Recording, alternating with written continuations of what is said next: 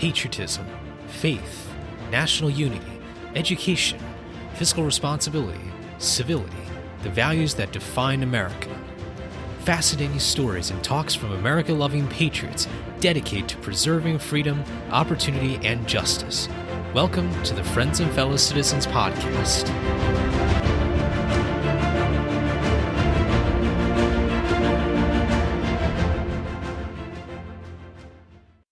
Hello, everyone, and welcome to episode 93 of Friends and Fellow Citizens on this Memorial Day week of 2022.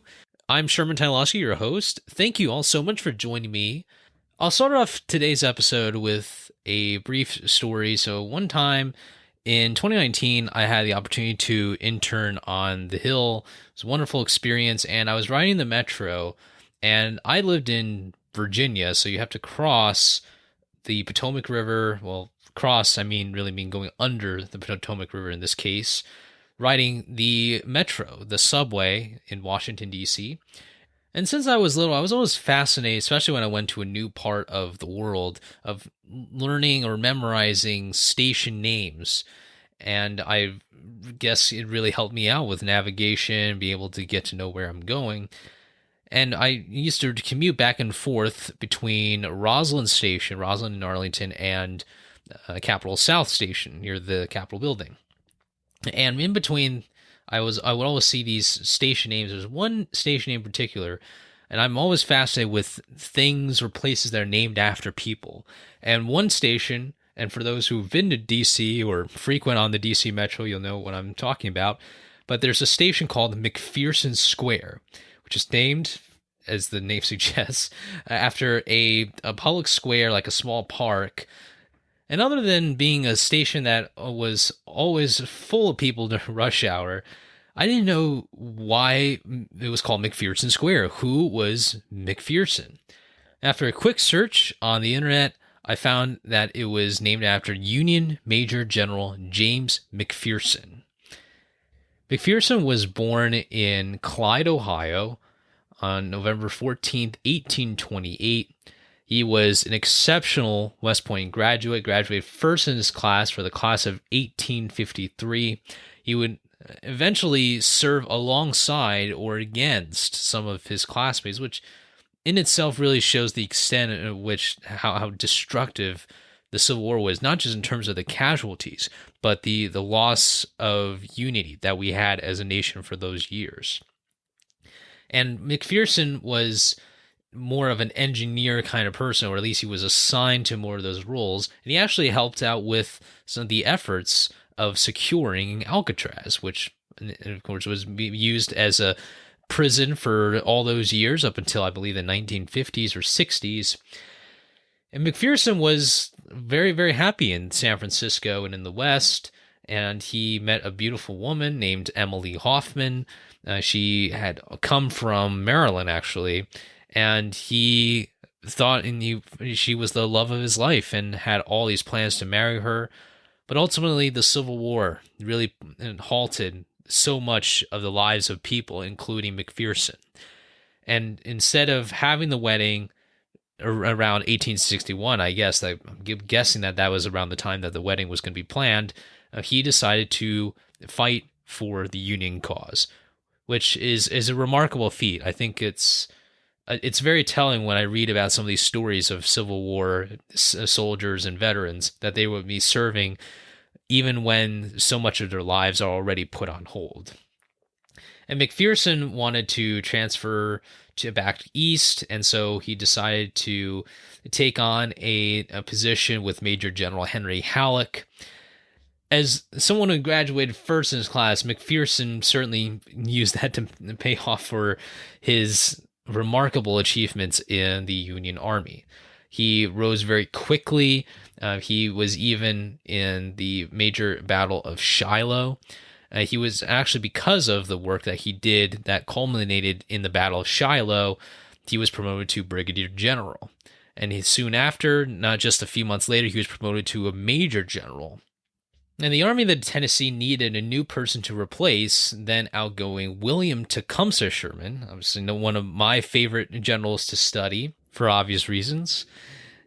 General Grant promoted the young James McPherson to head the Army of the Tennessee to replace outgoing General Sherman, who will be leading the major forces, Union forces in the South. It is also worth noting that McPherson was also part of the Union victory at Vicksburg. Vicksburg was that last major Confederate stronghold along the Mississippi, and when the Union placed a siege on it, it surrendered. And because of that surrender, the Union was able to control that Mississippi River and divide the Confederacy, which ultimately proved to be a very, very huge strategic win that ultimately helped the Union win the Civil War.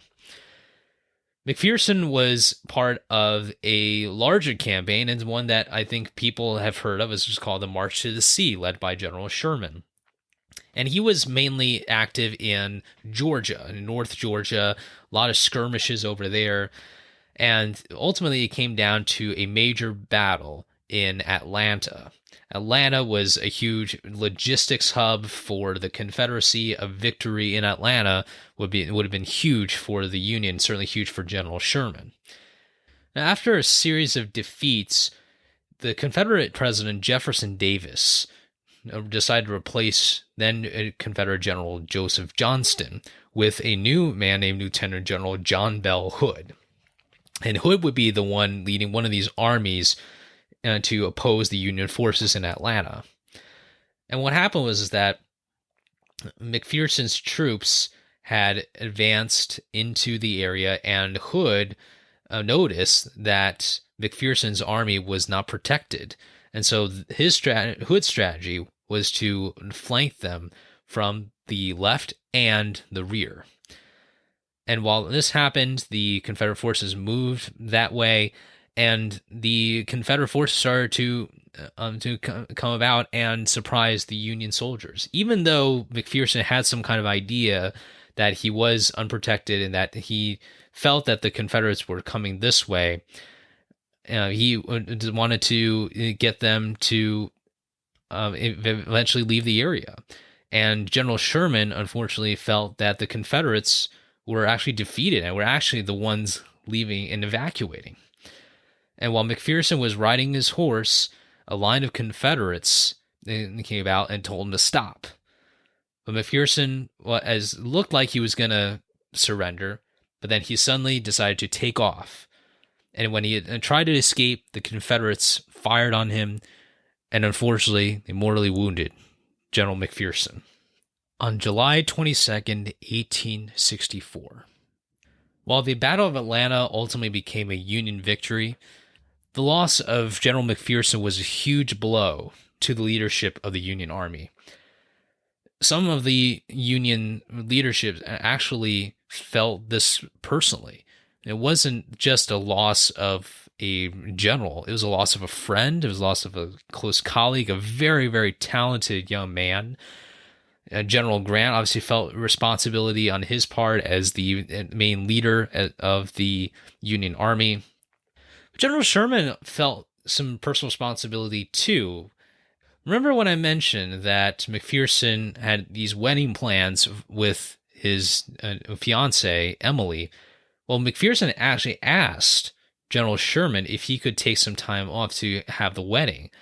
And because of some other duties that were going about, I believe it was because General Sherman was leaving that position, so he needed someone there. General Sherman actually denied his request. And it was after hearing the news that General Sherman felt incredibly sad and very heartbroken for what he had done. And he felt that he may have taken something away from him, that he couldn't have that wedding of his life.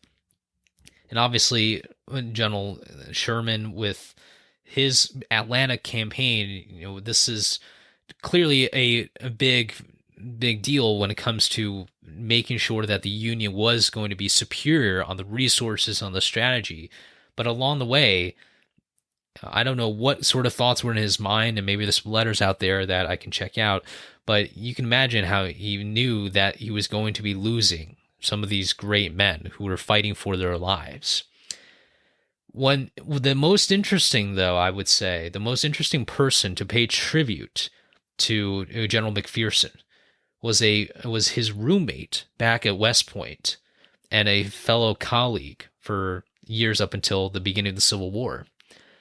That man was Lieutenant General John Bell Hood, the Confederate general. And this is what John Bell Hood wrote about General McPherson. Quote, I will record the death of my classmate and boyhood friend, General James B. McPherson, the announcement of which caused me sincere sorrow. Since we had graduated in 1853 and had each been ordered off on duty in different directions, it has not been our fortune to meet. Neither the years nor the difference of sentiment that had led us to range ourselves on opposite sides in the war had lessened my friendship. Indeed, the attachment formed in early youth was strengthened by my admiration and gratitude for his conduct toward our people in the vicinity of Vicksburg. His considerate and kind treatment of them stood in bright contrast to the course pursued by many federal officers. Unquote. When I read this, it just reminds me why we take this time to study the Civil War and why the Civil War still resonates with us today. Even though it is a series of battles and a whole long conflict that ultimately dragged on beyond just the war. It eventually ended up into civil rights and to the right for people to vote, for the right for people to just be treated equally, like all American citizens should be. What this does is put some kind of context into, again, that division that broke friendships. When places like West Point, when people were trained and were learning and fighting alongside one another, and all of a sudden they found themselves on those opposite sides. The scale of tragedy is unimaginable. I'll never forget my trip recently. Several months ago, I made a trip to Harrisburg, Pennsylvania, which is not only the state capital of Pennsylvania, but it's also home to the National Museum of the Civil War. And I highly, highly recommend that museum. The people there were wonderful.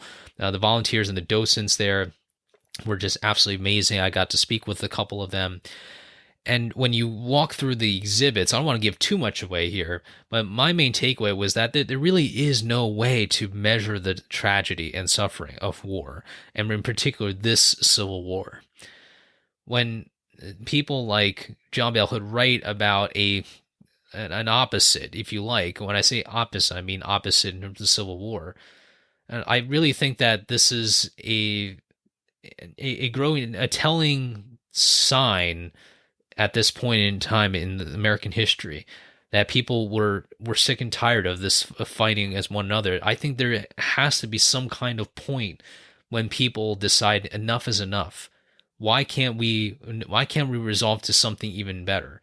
Clearly, the Union cause was the right decision in terms of keeping the country together, even when it came at that time to delaying emancipation. Obviously, emancipation was the ultimate goal, to be able to have civil rights, to be able to guarantee those God-given rights to everyone. But nonetheless, it took a huge, huge cost. And I think a lot about this moment in time when it comes to the camaraderie that people used to have a bit more at that time. When people used to write letters and people used to communicate with the hand or with the speech. It wasn't a time when you could just tweet about something, you can just message about something. I hope that sort of human connection can stay regardless of what time period we are living in.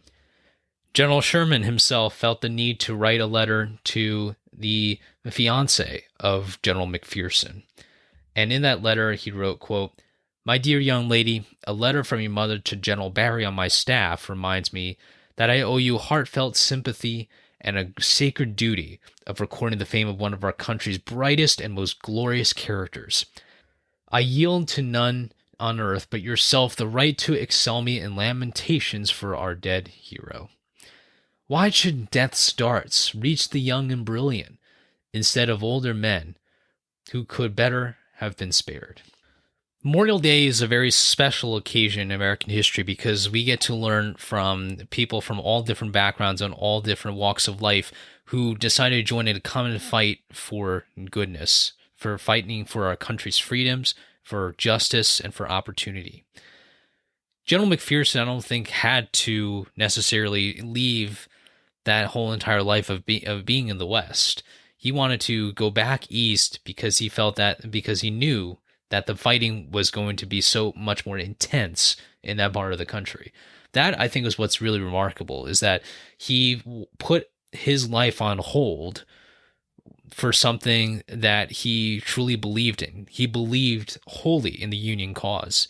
He saw the election of Lincoln and realized what was going on with the secession of South Carolina and ultimately the Confederate States.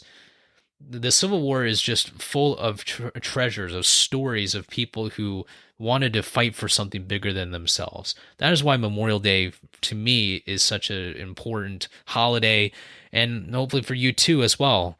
It's a wonderful American tradition for us to reflect on the stories of fallen soldiers like General McPherson, but like so many others who came before us. I believe the least we can do as American citizens is to remember what they fought for and to live out what they wanted for us to have and the ability for us to live life to the fullest, to pay respects for those who have given up so much for the greater cause of society and for America. That is very much at the essence of what Memorial Day means. Thank you all so much for listening to this episode. I hope you enjoyed it.